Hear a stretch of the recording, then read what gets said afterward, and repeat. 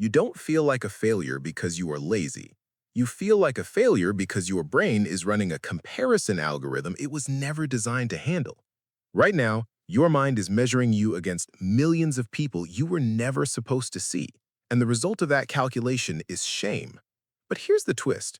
Neuroscience shows that the voice in your head calling you a failure is not a motivator, it's a neurological brake. And if you don't understand how it works, it will quietly paralyze your life while you think you just need more discipline. Let me show you the first glitch. Imagine you're walking into a crowded room. You're wearing a t-shirt, but not just any t-shirt. It is a bright yellow shirt with a giant, embarrassing picture of a celebrity you hate. Let's say Barry Manilow. You walk in, your heart is pounding, you feel every eye in the room burning into the back of your head. You are certain, absolutely certain, that everyone is looking at you. Everyone is judging you. Everyone is whispering about how ridiculous you look. In 2000, researchers at Cornell University actually did this. They forced students to wear that exact embarrassing shirt and walk into a room of strangers. They asked the students, "What percentage of people noticed you?" The students were confident. They said, "At least 50%, probably more." The reality? Less than 20%.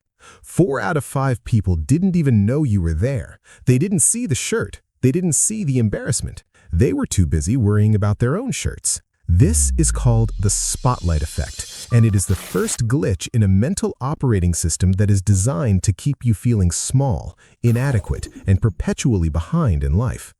You walk through your days believing you are the main character in a high-stakes drama where every mistake is broadcast to a critical audience. You think your failures are headlines. You think you're not good enough is visible to everyone. But the truth is much darker and much more liberating. Nobody is watching you. The audience is a hallucination. The critic is you. If you feel like a fraud, if you feel like you're falling behind, if you feel like everyone else has figured it out except you, you are not broken. You are suffering from a biological distortion, a mismatch between your ancient brain and your modern reality. You are not failing. You are misinterpreting the signal. Welcome to the missing rule. Chapter 2, the trap, the gap. Let's talk about that feeling in your chest, that heavy, dull ache that wakes you up at 3 a.m. It's the feeling of the gap. In 1987, psychologist E. Torrey Higgins proposed a groundbreaking framework called Self-Discrepancy Theory. He discovered that you do not have one self, you have 3. First, there is the actual self. This is who you are right now. The person watching this video, the person with the messy room, the unfinished projects and the anxieties. Second, there is the ideal self. This is the version of you that you dream about, the hero of your story. And third, there is the ought self. This is who you think you should be, the version of you that your parents, your boss, or society expects. Here is where the torture begins. Your brain is constantly comparing the actual to the ideal. It is measuring the distance. When the distance is 0, you feel happy. But when the distance is large, your brain triggers a specific chemical punishment. It releases cortisol. It creates the feeling of dejection, sadness, disappointment. It's your brain saying, "Warning, you are off course." This mechanism was designed to be helpful. In the wild, if your actual self was a bad hunter and your ideal self was a good hunter, the pain of that gap would motivate you to practice throwing your spear. The pain was fuel. It was a GPS signal saying, "Turn left." But today, the machinery has gone haywire. Because today, your ideal self is not a slightly better hunter. Your ideal self is a composite image constructed from the highlight reels of the top 0.1% of the human species. You open Instagram and you see a 22-year-old millionaire. You open LinkedIn and you see your colleague getting promoted. You look in the mirror and you compare your behind-the-scenes bloopers to their director's cut. The gap is no longer jumpable. It is a canyon. And because the gap is impossible to close, your brain does not give you motivation, it gives you paralysis. It floods you with shame. You think this shame is the truth. You think it means you are fundamentally flawed, but it doesn't. It just means you are using a Stone Age compass in a digital world, and it is pointing you off a cliff. Chapter 3. the search and the deep dive, the whip theory. So how do we close this gap? How do we stop the pain? I did what everyone does. I looked for the standard answers. I went to the self-help bestsellers. I listened to the motivational gurus screaming on stage. And they all told me the same thing. They told me to toughen up. They told me that if I wasn't happy with my reality, I needed to work harder. I needed more discipline. I needed to become a machine. They told me that my dissatisfaction was fuel. They said I should use that voice in my head, the one that says you are lazy, the one that says you are failing, as a whip to drive me forward. It sounded logical. It sounded strong. But there was a problem. I tried it, and I suspect you have tried it too. I treated myself like a soldier in boot camp. I criticized every mistake. I withheld happiness until the goal was met. And instead of working harder, I froze. Instead of becoming a machine, I became exhausted. The gap didn't close, it got wider. The math didn't add up. If being hard on yourself is the key to success, why are the most self-critical people often the most stuck? So, I stopped listening to the gurus. I stopped following the script. I went back to the source code. I started digging into the archives of behavioral psychology and neuroscience, looking for the missing variable. And if you want to close the gap between who you are and who you want to be, you don't need to push harder. You need to release the brake. Chapter 4. The Protocol. Strategic Self-Compassion. Now we face the hardest question. If the whip doesn't work, and if the pressure paralyzed us to switch the engine from fear to data, we need a new protocol, a system that keeps the prefrontal cortex online even when we fail. Step 1. The GPS reframe. Remember the pain of the gap? That feeling of dejection when you look at your life and it doesn't match your dream? For years, you have interpreted that pain as a verdict. You felt the pain and thought, this means I am bad. This means I am broken. But biologically, that pain is not a verdict. It is a vector. Think of a GPS system in a car. When you miss a turn, the GPS doesn't scream at you. It doesn't say, you are an idiot, why did you miss the turn? You will never reach the destination. No, it simply says, recalculating. It treats the error as data. It uses the gap between where you are and where you want to be to calculate a new route. Your brain's negative emotions are exactly the same mechanism. The anxiety, the dissatisfaction, these are just signal flares.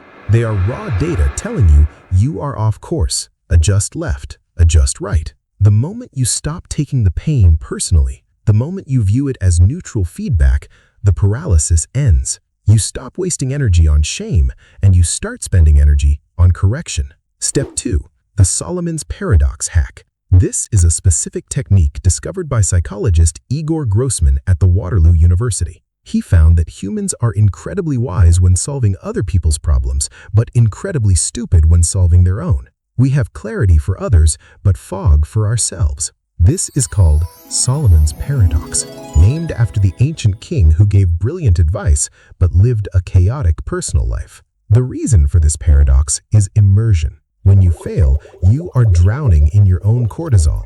You are too close to the data to read it. To hack this, you need to force a perspective shift. You need to induce self-distancing. The research shows a terrifyingly simple way to do this. When you talk to yourself in your head, stop using the word I. Don't say, why did I fail? What is wrong with me? Instead, use your own name. Speak to yourself in the third person. Why did John fail? What does John need to do next? It sounds insane. It sounds too simple to work, but put a person in an MRI machine and the results are undeniable. When people switch from I to their own name, the activity in the emotional centers of the brain drops instantly. The amygdala cools down.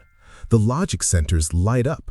By using your name, you trick your brain into processing your own life as if it were a friend's life. You unlock the wisdom you usually save for others and you apply it to yourself. Step 3. The draft mindset. The comparison trap. Looking at Instagram, looking at the icons of your industry, convinces you that greatness is a straight line. You see their final cut and you judge your raw footage. But buried in the archives of creative psychology, there is a concept articulated by Ira Glass, the legendary storyteller. He calls it the gap of taste. He explains that when you start, your taste is killer. Your taste is perfect, but your skill is weak. That gap is where most people quit. They look at their work, they see it as bad, and they think they are bad. But the missing rule is this: volume. The only way to close the gap is to produce a massive volume of imperfect work. You must be willing to create bad drafts. You must give yourself permission to be a beginner. In the old operating system, a mistake was a sign of incompetence. In the new operating system, a mistake is the price of entry. It is a data point. If you are not producing bad work, you are not producing anything. You are just hallucinating perfection in a void. So the protocol is clear. Treat the pain as GPS data, not a character flaw. Talk to yourself like a consultant, not a prisoner. And embrace the bad draft as the only path to the final masterpiece. This is how you keep the machine running. This is how you survive the gap without losing your mind. Chapter 5. The conclusion, the asymptote of growth. We have dissected the anatomy of your dissatisfaction. We have looked at the biology of the gap, the neuroscience of the inner critic, and the psychology of self-compassion. But there is one final truth you need to accept, one final piece of the puzzle to make the machine run smoothly. You're never going to close the gap completely. The ideal self that you see in your mind, you will never become him. Not fully, not permanently. That sounds like bad news. It sounds like a sentence to eternal unhappiness. But in reality, it is the ultimate liberation. Think of your ideal self not as a destination you reach, but as a horizon. As you walk towards the horizon, it moves back. As you grow, your standards grow with you. As you get better, your taste gets better. The gap is not a bug in the system. The gap is the system itself. If you ever woke up one day and felt completely good enough, completely satisfied, completely done, it would mean you had stopped growing. It would mean your potential had dried up. The feeling of inadequacy, that ache in your chest, is the price of admission for a life of growth. It is the sensation of stretching. The goal was never to silence the inner critic completely. The goal was to promote him, to change his job title from warden to architect. From today, when you feel that wave of shame, when you look at your work and you hate it, do not freeze. Do not let the amygdala hijack the ship. Recognize the signal. Say to yourself, this pain means I have taste. This pain means I can see a better version. And the only way to get there is to forgive myself for not being there yet. You are not a failed product sitting on a shelf. You are an algorithm that is constantly rewriting its own code. Every mistake is an iteration. Every failure is a data point. Every moment of self-compassion is a software update. The world belongs to the people who can tolerate the gap. The people who can walk through the fire of their own imperfection and keep creating, keep building, and keep showing up. You have the hardware. You have the protocol. Stop whipping the machine. Start steering it. There is always a missing rule. We just found this one. For the analytical minds who demand proof, the full intelligence dossier, including Higgins' self-discrepancy theory, the Berkeley study on self-compassion, and the research on Solomon's paradox, is declassified in the description below. Verify the data yourself. If you're ready to deprogram the rest of the system, subscribe to the archive.